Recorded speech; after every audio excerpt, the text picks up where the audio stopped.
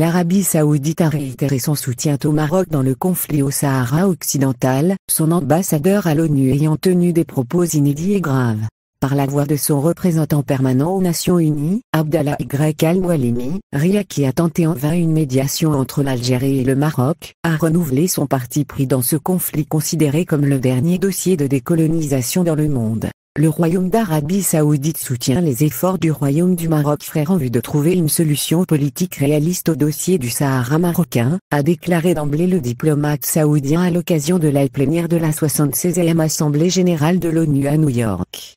Retour au cessez-le-feu au Sahara occidental. Les conditions d'Alger. Le Royaume d'Arabie réitère son soutien au plan d'autonomie au Sahara marocain, dans le cadre de la souveraineté du Maroc et l'unité de son territoire national, comme une solution en adéquation avec le droit international, la Charte des Nations Unies, les résolutions du Conseil de sécurité et de l'Assemblée générale, a ajouté l'ambassadeur saoudien à l'ONU. Le plan d'autonomie a été salué par le Conseil de sécurité, à travers les résolutions qui ont été votées depuis 2007, a poursuivi le diplomate saoudien. L'Arabie saoudite en ce sens le Maroc. Riyad a salué par ailleurs la participation des représentants élus du Sahara marocain dans les sessions du comité des 24C24, comité spécial de la décolonisation réuni en juin dernier en présence notamment du représentant du Front Polisario, et des membres du comité spécial sur la question du Sahara occidental, MDLR, et leur participation aux 2 tables rondes à Genève.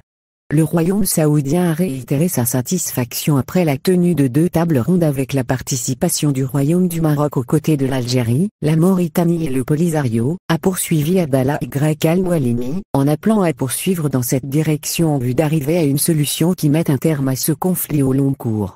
Riyad a accueilli favorablement la désignation du nouveau représentant de l'ONU au Sahara occidental, Staffan de Mistura, intervenu le 7 octobre dernier. Le représentant saoudien à l'ONU ne manque pas de se fendre d'éloges sur la prétendue participation de la puissance occupante marocaine au développement économique et social au Sahara marocain et aux supposées réalisations cruciales en matière de droits de l'homme. Le diplomate saoudien a en outre mis en avant les efforts du Royaume du Maroc dans la lutte contre la pandémie de la Covid-19 en assurant la disponibilité du vaccin anti-Covid pour un nombre important d'habitants du Sahara marocain. Riyad réitère son soutien aux efforts du Maroc en vue d'arriver à une solution de ce conflit régional, comme il rappelle l'importance de faire preuve de sagesse, de réalisme et de consensus au sein de toutes les parties concernées. Pour l'Arabie saoudite, le règlement du conflit au Sahara occidental permettra d'amener la paix et la stabilité dans la région du Sahel, selon son représentant à l'ONU. Riyad a réitéré son refus de toute atteinte aux intérêts suprêmes du Royaume du Maroc, sa souveraineté et son intégrité territoriale, a conclu l'ambassadeur saoudien. C'est la première fois que l'Arabie saoudite tient des propos aussi favorables au Maroc dans le dossier du Sahara occidental. Jusque-là, Riyad se contentait d'apporter son soutien au plan d'autonomie marocain.